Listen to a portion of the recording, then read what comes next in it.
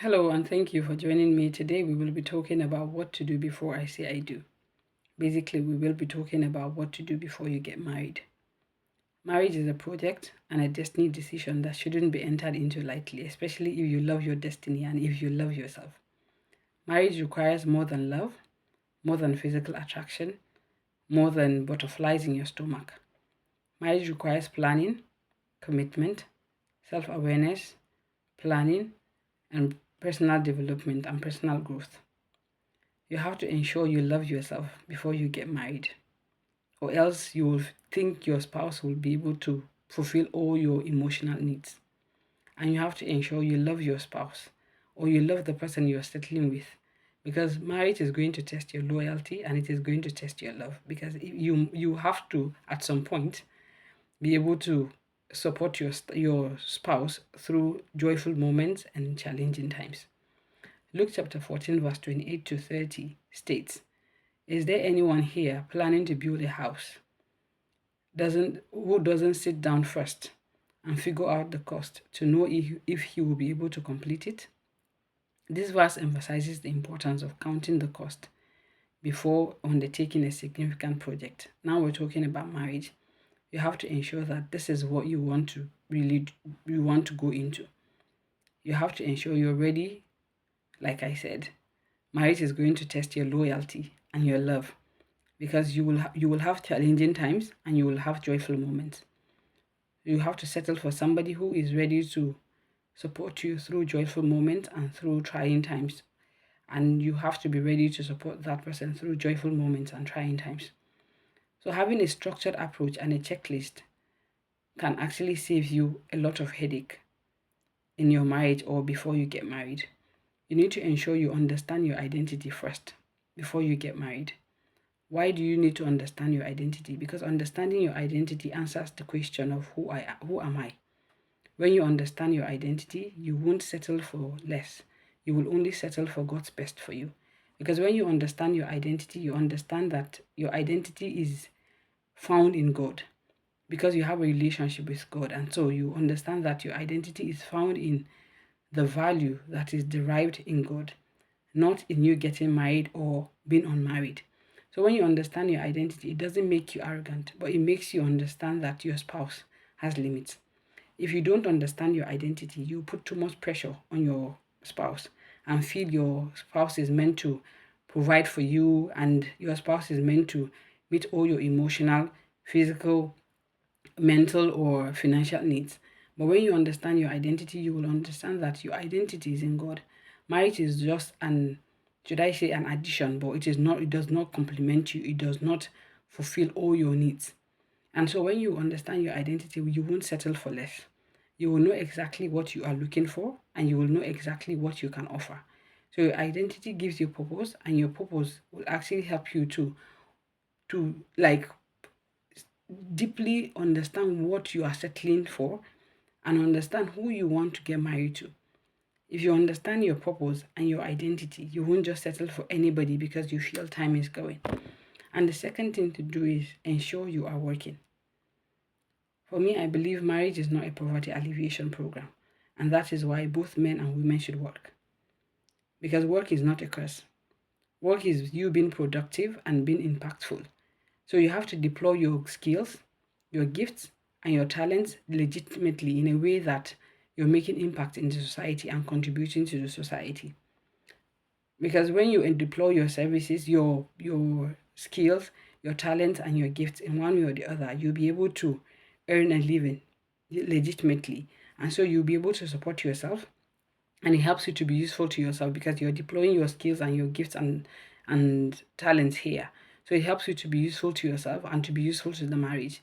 As when you do not have your own money, I tell you, you might end up thinking your spouse is meant to be God in your way, in a way. But then understanding that when you go out to work, you'll be able to be productive and even be useful to yourself and to the marriage and to the society. And so when you go out there to work, you become a co-creator with God. And so having a financial um talk when you get married is also necessary. You have to talk about your finances. How are you contributing to the marriage? And who is contributing what? You talk about debts. If you have any debts you're coming to the marriage with, you have to talk about it. And how do you plan on paying? Is your spouse going to help you pay, or you're planning on paying that all by yourself? And also, you have to talk about how you both are going to contribute to the finances in the home. You're going to talk about whether you're having a joint account or everybody's going to have their own separate account. And how are you going to have a shared goal towards savings for the future, and also savings for your own personal needs. And then you have to talk about children and parenting. Discuss whether you plan on having children or you do not plan on having children. There are people who get married without any plans of having children. They just want the companionship, which is okay. And so you have to discuss whether you plan on having children or you do not want to have children. And you have to talk about your core discipline philosophies. How do you intend to discipline the children? How do you intend to discipline your children? Because we all have different perspectives when it comes to discipline. So you have to agree on something, and so that both of you will be on the same page when it comes to disciplining your children. And also, you have to talk about your values and your beliefs. Talk about your religious and spiritual beliefs, and also your political beliefs if possible. Talk about your political boundaries and how you intend to navigate them. So, as much as you can, you need to undergo a belief assessment check or belief assessment. So, you'll be able to, we can actually help you with that. If you want to go undergo a belief assessment check, you can contact me for that. And also, you need to work on your preconceived ideas about marriage, and also talk about your mindset about marriage. What mindset do you have about marriage, or what belief do you have about marriage? There are common beliefs that I know people have about marriage, like it is a woman's duty to cook in the home. It is a woman's duty to clean because women are the homemakers. And so men are not homemakers. But I believe these are things you talk about before you get married. Who is cooking? Who is cleaning? How are we going to take care of the home? Who is taking care of what? So when you do that, it's actually going to help you. I think it will help you understand where you are going to. And if your beliefs do not align, you will actually know whether this is somebody I can settle with or this is somebody I can't settle with. But if you don't talk about beliefs and values, you might get into marriage and then you end up having this shock and think your spouse is not all that, or the spouse has lied to you. But these are things you didn't talk about. So you have to talk about your beliefs and make sure they align in a way. And another belief that people talk about, especially for those of us in Africa, is whatever the man says is final in a marriage. The woman, most times, some people think the woman doesn't have a say in the marriage because the man is the head of the home. And so the woman cannot contribute anything to the marriage. The man contributes and the man has the final say. So these are kind of the beliefs you should talk about before you get married. And also some people believe that the woman's money is her money, the man's money is everybody's money. So these are things you should talk about. Is my money our money, or is your money my money? So whatever it is, you have to sit down and talk about things like this. Whatever belief you have concerning marriage, you need to talk about it and ensure that your beliefs align, because these are some of the things that actually cause problems in marriages. And also, you should talk about career and relocation. You If you can, you should share your 5 to 10 years career goals if possible, and whether either of you is open to moving and relocation for work. So don't just say, oh, in the next 5 years I will decide, when we get to the bridge we will cross over. No, talk about it now. Are you ready to relocate to another city or another country for work, or for any other reason? If you are not ready, these are things you should talk about. And also talk about family boundaries. Establish rules on how much time and influence your extended family would have on your marriage or your decision making and your daily life. Talk about it, because these are part of the things that actually would cause problems in marriage if you do not talk about it. Talk about what influence are our extended family going to have on our marriage or on our decision making. And also, before you book for your premarital counseling with your church or with your counselor or family life practitioner, please have a premarital health check. I would advise you go and have maybe a blood test or entire medical checkup. Have a transparent conversation about medical histories in your family. Talk about mental health issues. If there's any mental health problem in your family, you should talk about it, discuss it. Be open and genuine to your spouse, to your partner before you get married. Talk about any potential health crisis that any of you would have, or if there's any history of any potential health crisis in your family, talk about it. And also check your genotype. And also after that, after you have done that, that is when you should book for your premarital counseling. Don't go for premarital counseling before having a health check. So premarital counseling, it will actually ensure you are on the right track.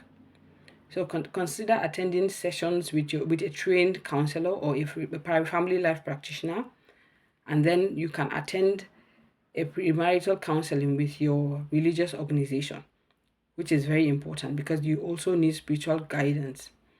And the next thing to do is to check who your partner is accountable to. Is your partner accountable to somebody? Talk about who do you listen to? Ask your partner, who do you listen to? Marrying somebody who is not accountable to anybody is a disaster. If you're getting married to somebody who is not answerable to anybody, you're heading for disaster and you're heading into trouble. Who are you both accountable to? These accountable partners could be your mentors or maybe your religious elders, not necessarily your friends, because sometimes our friends do not give us the right advice. So, who are your advisors? Is your spouse, your partner teachable? Are you teachable? Are you somebody who can submit to mentorship without feeling that somebody is going to control your marriage or somebody is controlling your life? Can you learn from other people? Who are your advisors? Who are the people you listen to? And those people you listen to, do they share the same values with you? Do they share the same marital values with you that will be able to help you have a successful marriage? So the next thing is communicate. Talk and talk and talk. That's what I advise people to do. Communicate. If there's anything you feel you're not comfortable with, talk about it. Establish strong foundation for your future. Your future is not a joke. Read books, attend seminars and workshops on marriage and premarital relationships. Your future is not a joke, and whoever you get married to will determine how far you will go in life. So take the time to build a strong foundation for your marriage instead of settling for premarital sex. Because once you start having sex before you get married, I'm telling you, it's going to blind you from seeing any red flag. And so walk or avoid red flags. When you talk and when you observe, when you dig deep into whatever you need to know about this person, you'll be able to either work on any red flag or avoid the red flags. There are some red flags that there are things you can work on, especially things like maybe you feel the person has very poor hygiene. These are things you can work on. You can actually help the person in one way or the other. You can find people that can help you. But there are some things you shouldn't jump into when you see them happening before you get married. I know of somebody who settled for somebody who was a malice keeper, like a man who doesn't talk to you when you have a problem with them. This is a red flag. If somebody will keep malice with you when you are in a relationship and the person is maybe abusing you in one way or the other, I would advise you flee from them. These are not people you should settle for. If somebody is going to harbor unforgiveness when you are dating, and then maybe you fight with that person and for 2-3 months you don't talk to each other, or the person refuses to talk to you or refuses to forgive you, and then you guys settle and come back after 3 months or 4 months, and the person tells you, okay, now I'm ready to get married to you. I think these are things you should address before you get married. Don't just settle for red flags because you feel time is ahead of you or time is against you. So don't just jump into marriage hoping that you can change somebody, especially if you are seeing red flags. You are not the Holy Spirit. You will marry right. But remember, at the same time you're looking for somebody, the right person. The right person, that same person is looking for you and expecting you to be the right person also. So the same way you want to settle for the right person, that same person also wants to settle for the right person too. So would you take the time to become the right person for the right person that is going to find you? So learn, develop yourself, and using all I have shared. These are not all the things that you need for your premarital checklist, but these are some of the things that would help you to propel you into a successful marriage life. Thank you.